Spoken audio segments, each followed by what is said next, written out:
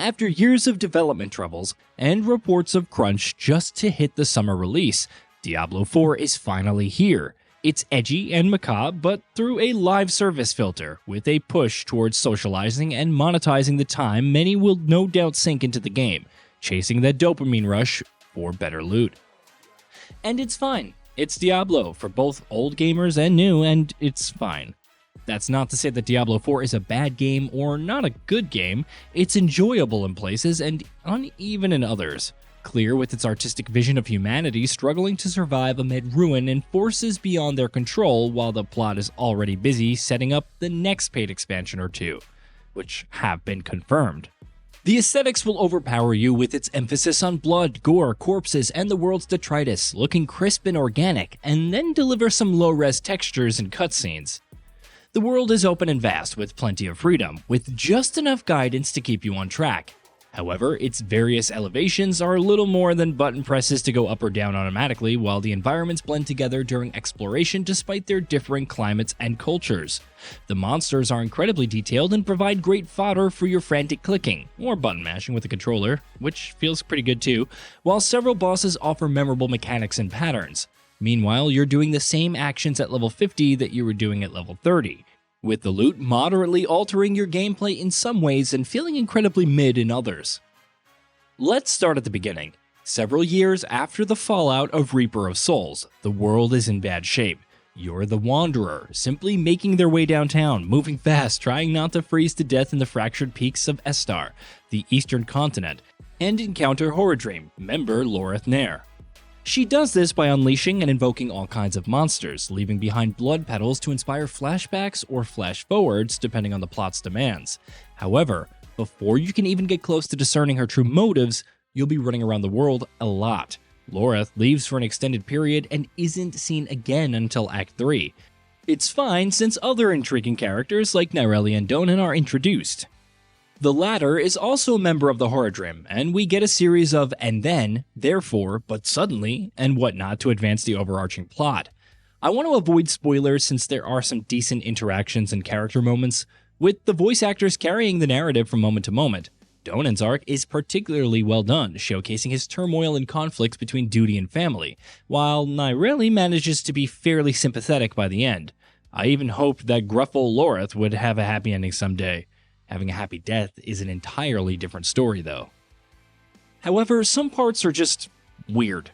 Thaisa, a central character in Acts 3 and 4 who thanks the Wanderer for saving her, is suddenly in a completely different role in Act 5, and acts aloof for no reason. The pacing is also very slipshod. Acts 1 and 2 start out promising, while Act 3 is just one long goose chase, and Act 4 culminates almost as quickly as it began. You get a horse before Act 5 begins, which is good. You then get multiple tasks which involve exploring massive areas to find specific objects, running around aimlessly each time. A note on the horse, which I called Lisa, in my heart, not in game, but wouldn't that be cool? It arrives way too late in the story and feels like it should have more boost charges and higher base movement speed. It also gets stuck on objects too easily with no way to leap over obstacles, and the cooldown is annoying, especially when you sometimes have to get off to kill a crowd of enemies blocking your path. The horse is a good idea, but she'll have you screaming, "You're tearing me apart, Lisa!" Anyway, back to Act 6, aka plain plotting, the game. Several objectives require you to stick close to your allies, try to move on ahead, and they'll stop moving, but go on your own to assail some other objective, and they'll get by just fine. In one part, I had to go back to town to upgrade and change some gear. When I came back, my allies were frozen. I didn't stick around long enough to trigger a scene where they activate a bulwark, and thus had to reload the segment. Again, there are some genuinely good moments during the campaign, particularly in the conversations between Lorath, Nyreli, and Donan. Some CG cutscenes are stunning, particularly in Act 6 when the climactic battle unfolds. The final boss is probably the best in the game, even if its aftermath renders almost everything moot by focusing on future threats. Otherwise, the same problem that plagues many live service games occurs here, that you're not really influencing or driving events but simply a witness to them. The sidecast is the main character, but you're along for the ride. It affected many such games throughout the years, but feels pretty jarring still. Of course, the story has always been the entree for an action RPG looter, which you'll begrudgingly go through each new season. What about combat? I'm happy to report that Diablo 4's combat feels good. I played as a rogue, going with the Twisting Blades build because it had an S on that one tier list, and the overall responsiveness, barring any stray instances where lag and rubber banding occurred, is good. I tried Necromancer and Sorcerer during the open beta, and they also felt pretty good. Distinct, but also very satisfying when blowing up corpses and electrocuting enemies. For this playthrough, I stuck to Rogue and striking an enemy with Twisting Blades only to have it return after a period and pass through any poor soul felt satisfying. Combining this with Dash while tripping up other fools with Poison Trap was also pretty fun, even if the resource generation left something to be desired, like more resources. Inner Sight, one of the 3 specializations, helped in this regard, providing unlimited energy for 4 seconds when attacking a highlighted target. Specializations themselves feel like nice boosts for, well, specializing your character, but I'd like to see them developed further. The familiar generate resource, spend resource style of gameplay for basic skills and core skills could warrant criticism, but it comes down to personal preference. Personally, it did get boring at times, but not because of the system or the fact that the other skills are on cooldown timers, though they can feel pretty lame. No, it's the loot. Loot becomes extremely bland post-level 20 or so. At first, things are great. You're leveling up, unlocking new skills, improving them with passives, and becoming even stronger. However, when you've gotten some decent rares, things slowly plateau. Your playstyle is more or less set. You'll unlock an ultimate skill like Shadow Clone, which is your playstyle but mirrored for 15 seconds for increased damage. However, I became less excited with skill points because they went into skill tree passives that were minor increments more than anything else. Legendaries, alongside legendary aspects, can provide decent boosts and some intriguing skills for certain classes. For the rogue, having Twisting Blades orbit your character upon returning makes it better for single target damage. However, these are seemingly limited to one particular skill. The rest of the aspects range from increasing damage on vulnerable enemies and gaining a barrier when attacking elites to increased armor when standing still while attacking, etc. I would think that the unique loot is better, but my first was a ring that returned 30% of resources spent on a core skill if it hit 5 or more enemies, which seemed great, but the gains weren't particularly earth-shattering. I also got one for Rain of Arrows, which gives it all imbuement simultaneously. Unfortunately, Rain of Arrows is an ultimate ability, which means a 60-second base cooldown. I probably could have brought it down with Twisting Blades, but then I would have to give up a skill because of the limited slots, and everything just syncs so well in the current setup. Maybe someday. As you progress through the world tiers, you'll find higher loot tiers, with Ancestral being in the strongest but also the rarest. These provide higher stat rolls. I'm trying to contain my excitement here. There's plenty of debate about power creep and how you want to keep things on a nice even keel, but the bigger problem is that most items just don't feel exciting. The same goes for the Paragon board. Leveling up for a bit of a stat boost every so often feels like the epitome of whatever. Some rare nodes offer exciting benefits such as 10% more damage, but choosing different glyphs and pathing to find the ideal setup, that was neat. It will probably improve with more Paragon boards and glyphs, but I remain wary. I look at other action RPG looters and the freedom that they give players to experiment. Meanwhile, my rogue can't equip a two-handed sword or spear because the developer has some arbitrary fantasy for the class. Overall, combat is equally visceral and satisfying, with intriguing enemies and elites whose modifiers are straightforward, creating little confusion over their effects. It's addictive but can also be repetitive and overly simple, as you seek out one more pack of jobbers to explode like the dozens before. I'm also a bit mixed on the level scaling. Regardless of your level, enemies will scale with you, though if you enter a dungeon or story instance and level up, they'll remain at the present strength.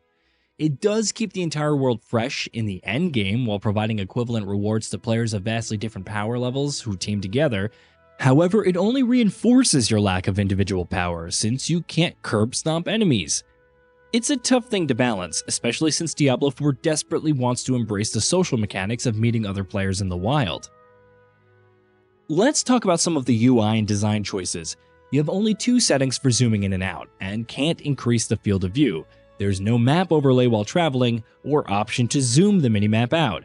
You don't have a separate inventory tab for gems, which is a surprising oversight. Overall, not the worst I've seen. The accessibility options are nice, and having different loot rarities trigger sounds is cool, but a loot filter would have been appreciated.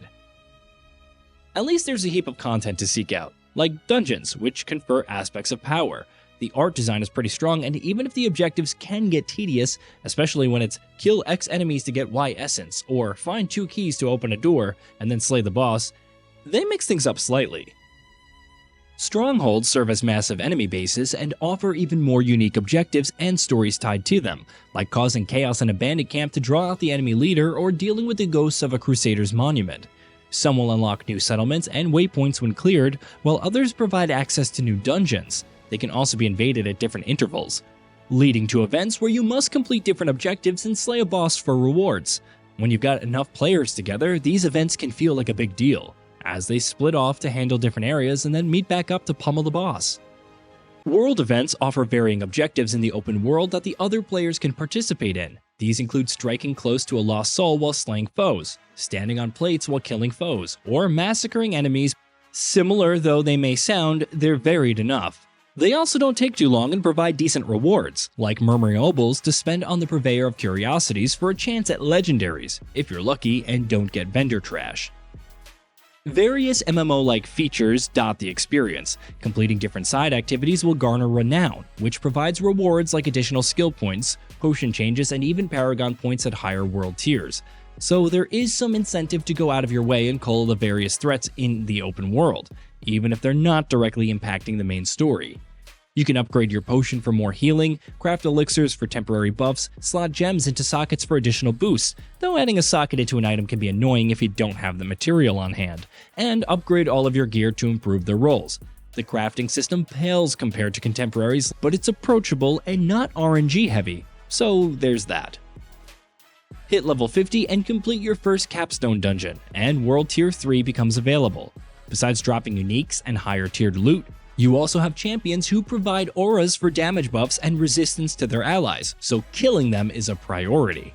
The Tree of Whispers, available after finishing the campaign, generates bounties in different areas and dungeons, which can be completed for Grim Favors to claim random boxes of different gear types, gold, and XP.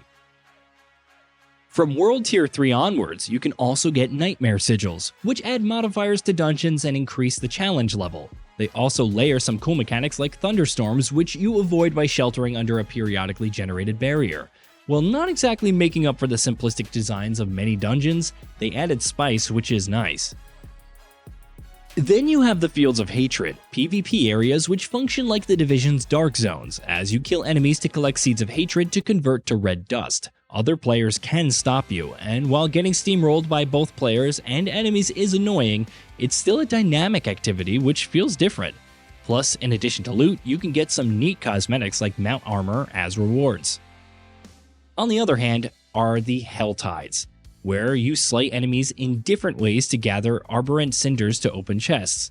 They're PvE only on a timer and the only source of Forgotten Souls necessary for endgame upgrades, so naturally after gathering enough cinders, sometimes chests don't drop any Forgotten Souls. The random events are also just world events instead of anything unique. Overall, Hell Tides feels underwhelming and are a little more than just regular open world, but with darker filter and annoying ways to get rewards.